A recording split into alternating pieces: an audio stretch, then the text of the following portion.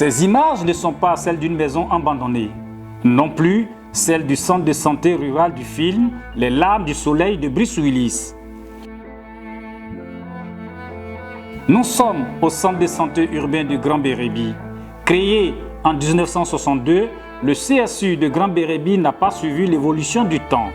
Salle d'accouchement vétuste, manque de salle d'eau, matériel vieillissant et rouillé, problème de climatisation, plateau technique presque inexistant. Voici le triste visage que présente l'hôpital de la paradisiaque cité balnéaire.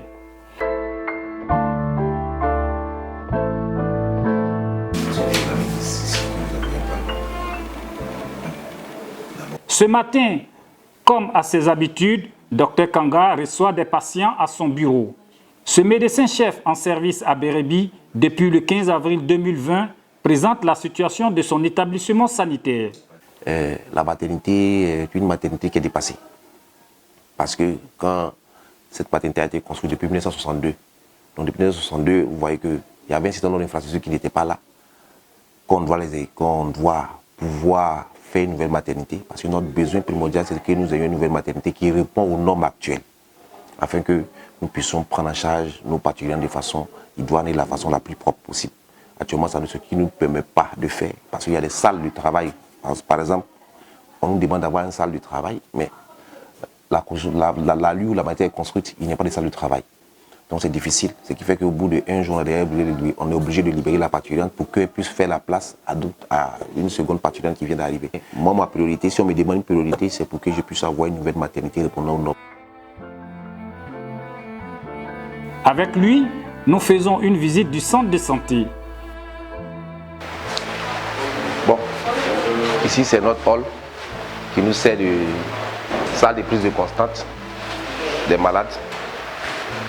Comme il n'y a pas une salle, voilà, celle-ci que nous prenons constante des malades, ça c'est la salle qui nous sert de prise de constante des malades. Ici c'est la salle de soins qui fait en même temps office. Venez, entrez. Ces agents-là aussi, c'est la salle de soins qui fait office en même temps de la salle d'urgence. Les salles d'urgence. Bon, vous voyez, pas grand-chose, vous voyez aucun matériel d'urgence. Bon, vous voyez. La cour, bon, comme je l'ai dit, la signe de réhabilitation du centre s'avère nécessaire. Bon, c'est tous les équipements que vous avez vu qui est là. C'est cette salle-là qui fait office, venez. C'est elle-là qui fait office de la salle de garde des infirmiers. C'est cette salle-là qui fait office de salle de garde. Vous voyez, la lumière est défaillante. Bon, je ne sais pas si on l'a changé récemment, mais il y a encore des coupures d'électricité là. Bon, il n'y a pas de système là, il n'y a pas de commodité. Normalement, une salle de garde doit avoir au moins une douche. WC, bon, comme il est dit, ça a été construit il y a des années, tout ça n'était pas prévu. Donc c'est là ce qui fait la salle de garde des infirmiers. C'est ce que vous avez vu là. Bon, il n'y a pas de douche, il n'y a pas de WC, il n'y a rien. Bon, on fait les moyens du bord, c'est pas aussi aéré, il n'y a pas de système d'aération. Mais on fait néanmoins avec les moyens du bord. Et ici c'est le bureau des entrées.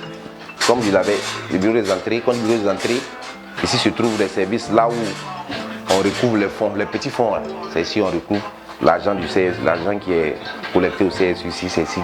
Voici l'argent collectrice qui est là et puis voici les agents de CEBU. Lui c'est l'informaticien, c'est notre informaticien qui nous appuie dans, comme on appelle ici. Mais ici il faut reconnaître que nous avons quelques ordinateurs. Voilà.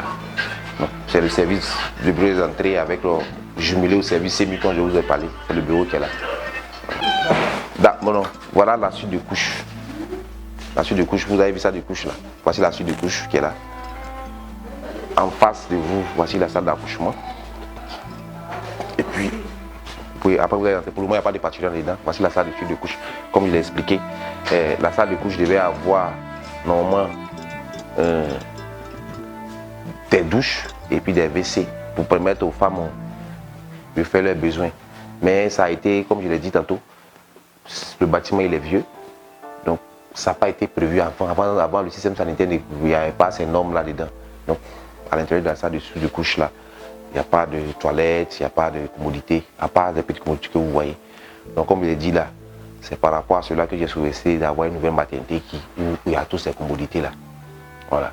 Ça a même chose, il n'y a pas de salle d'eau aussi pour pouvoir nettoyer, faire beaucoup de choses. Voilà. Donc, Venez ici. C'est notre salle d'accouchement que vous avez vu. Voilà, avec 2-3 lits d'accouchement. Il y a un qui est déjà qui est hors d'usage pour le moment, mais on a 2 lits d'accouchement qui est fonctionnel.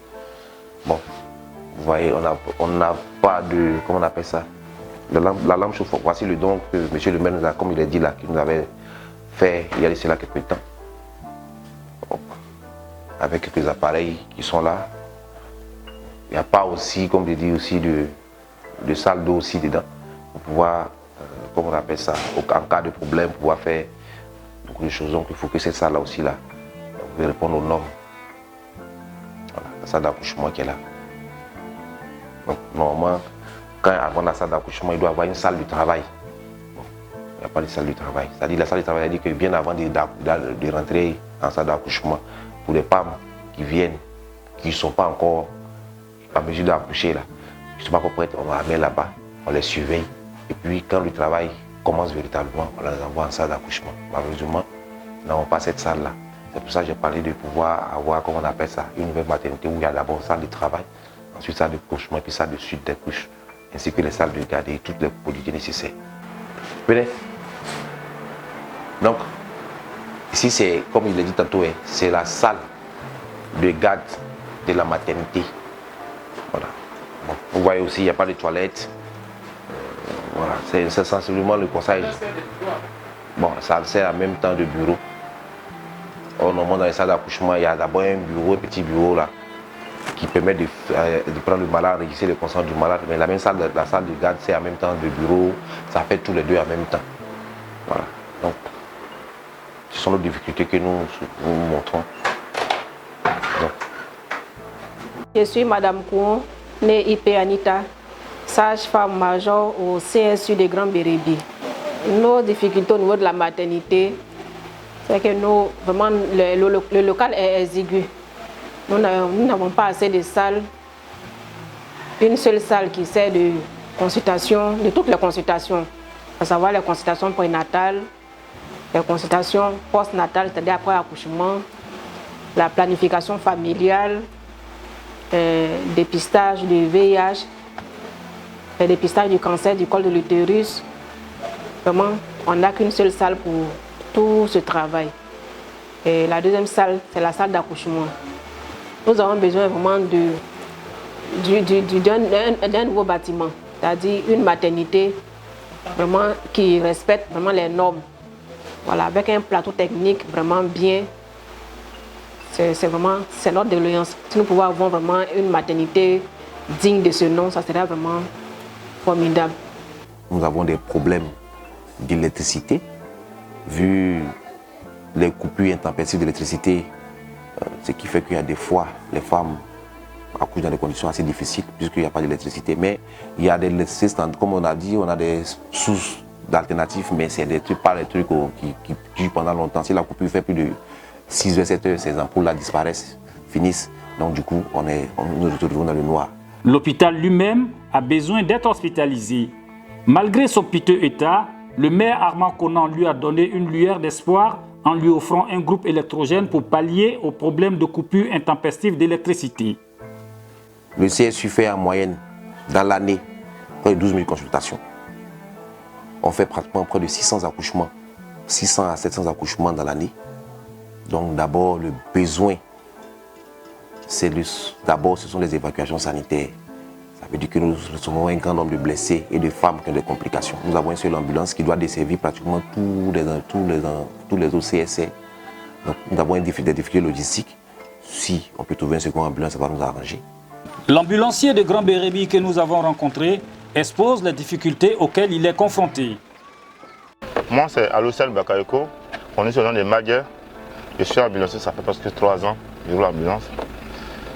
Au niveau de la Bérébi regorge 700 rurales. C'est-à-dire nous avons à Djamene, Nerobrousse, Kako, Waoulo, Djembo, Waoulo, et qu'on appelle Clotou et Roc. Donc pour une seule ambulance, le seul problème est qu'il y a 3 centres. Il faut au moins une 4x4 qui peut subvenir aux besoins de la santé, de ces villages-là. Parce qu'avec ça, je ne peux pas faire les pistes. Si ce n'est pas que le goudron seulement. C'est ce problème que moi j'ai à mon niveau, au niveau de l'ambulance. L'hôpital de Grand Bérébi est face à une autre muraille, le problème d'eau. Son château d'eau en défaillance depuis une décennie est devenu aujourd'hui une œuvre d'art, bien mieux, un vestige. Le château a existé auparavant. Major, pardon, il faut m'aider. Le château a existé. Toi, tu sais, ça a existé auparavant. Normalement, quand les coupes, ça doit nous servir de stocker pour stocker l'eau. Et puis après, en cas de coupure, utiliser. Et malheureusement, il est hors d'usage depuis pratiquement, il ne sait pas combien d'années maintenant. Hein. Près de 10 ans. Donc, nous, notre motion, même pour le moment, même si on ne peut pas avoir nouveau, mais c'est de réhabiliter le château pour nous. Pour que, actuellement, depuis, à cause des routes, à cause des 3 à 4 mois, à cause des routes qui sont en train de faire, ça fait 4 mois que nous n'avons pas d'eau. Fort heureusement pour nous qu'on a un petit puits qui n'est pas trop ça, mais bon, nous sommes obligés d'utiliser ça pour le moment. Voilà, donc c'est notre cri de cœur qui est là. Si les bonnes volontés peuvent nous aider ça fait partie de nos priorités parce que l'hôpital sans eau là, c'est difficile de pouvoir gérer. Bon, un petit laboratoire, hein, ils font une technique ici avec un microscopiste.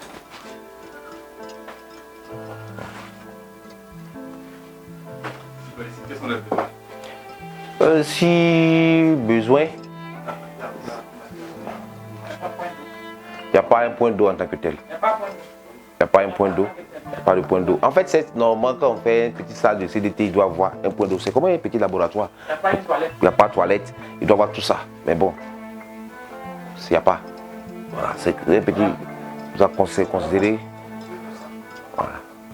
Un béca, crachat, du malade, tout ça. Souvent aussi, on fait des prélèvements pour envoyer quand il y a les cas d'éruption cutanée, c'est eux qui font des prélèvements aussi. Donc ça nécessite un point d'eau, une salle, des paillasses, vous mettez des appareils dessus, tout ça. Un petit laboratoire quelque sorte. Avec des douches, pour laver la main, salle d'eau et consommer. Bon, pour le moment il n'y a pas tout ça, mais nous faisons avec les moyens du bord, comme je vous l'ai dit tantôt. C'est le bureau du major, de la major du dispensaire. C'est son bureau qui est là, bon, avec normalement quand c'est elle qui s'occupe de façon pratique, qui s'occupe de façon directe des activités du dispensaire. Voilà. C'est exigu, mais on fait les moyens du bon. Il n'y a pas de salle d'eau? Ici, oui, il y a une salle d'eau. Il y a un point d'eau. Nous avons. Il y a un point d'eau, il y a toilette. Mais il n'y a pas de point d'eau pour le lavage des mains. Voilà. Sinon, il y a la toilette. Derrière là-bas, il y a la toilette et puis tout. Il n'y a pas de grande salle quelque part, on a oublié de stocker tous les cartons, tous les documents qu'on peut avoir besoin.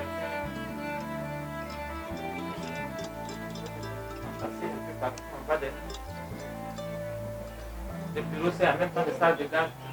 Voilà. Salle de consultation, salle de garde. C'est lui qui parle. C'est pas que j'ai laissé parler là, c'est lui qui parle. C'est elle qui connaît ses difficultés, donc si elle ne met pas de difficultés. Le premier magistrat de Grand Bérébi, soucieux de la santé de sa population, s'est déplacé pour prendre connaissance de la situation. Le budget de la mairie ne pouvant pas satisfaire les besoins du centre de santé, le maire entreprend des actions pour attirer le regard du gouvernement sur le cas Grand Bérébi, première destination touristique balnéaire de Côte d'Ivoire. J'avoue que c'est encore avec un pincement au cœur, avec une forme de tristesse, que j'ai une fois de plus apprécié les réalités fort malheureusement tristes dans lesquelles évoluent, travaillent nos techniciens de santé et puis également dans lesquels nos malades sont reçus. Comme je disais, voyez-vous, c'est un hôpital qui existe depuis les années 60, dans lequel moi-même je suis né, qui n'a pas encore changé jusqu'à maintenant. Et triste encore, la population, j'allais dire, a fortement augmenté. En contrepartie, malheureusement, il n'y a pas eu d'investissement supplémentaire, tout à pouvoir rendre le cadre beaucoup plus propice à la réception donc, de nos différents malades. Et pour une ville comme Bérébi, qui se veut ville en développement et qui reçoit beaucoup de personnes et qui d'ailleurs a une population assez forte, pour nous, il est vraiment urgent que l'État se penche sur la question de la santé de nos populations ici à Bérébi, que nous puissions avoir l'opportunité d'avoir un hôpital décent qui peut vraiment répondre aux besoins des populations pour éviter les évacuations continuelles qu'il y a à chaque fois que nous avons un petit cas. On a notre ambulance qui effectue plusieurs voyages par jour sur San Pedro, pendant qu'on a la possibilité, j'allais dire, d'avoir un hôpital assez correct. Et ça, c'est vraiment un cri de cœur que je lance à nos autorités, qui puissent permettre à Bérébi d'avoir un hôpital à la dimension du nombre de populations que nous avons ici et à la dimension aussi de la ville. En tout cas, honnêtement, si moi, en tant que magistrat, si mon budget de la commune me permettait à 100% de faire cet investissement, je le ferais sans hésiter. Parce que pour moi, c'est vraiment quelque chose de très grave, c'est quelque chose de très important. J'en appelle une fois de plus au ministère de la Santé, se pencher sur le cas de Bérébi. Nous, on fera ce qu'on peut faire en termes d'accompagnement, en termes de réhabilitation, en termes de soutien logistique, mais on ne peut pas faire le plus grand.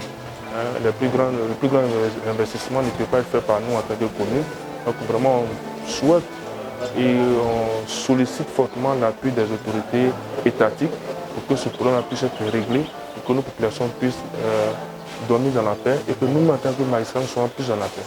Le centre de santé urbain de Grand Bérébi crie à l'aide. Il espère recevoir un secours urgent, lequel secours lui permettra d'offrir des soins de qualité à la population et aux milliers de touristes qui visitent Grand Bérébi chaque année.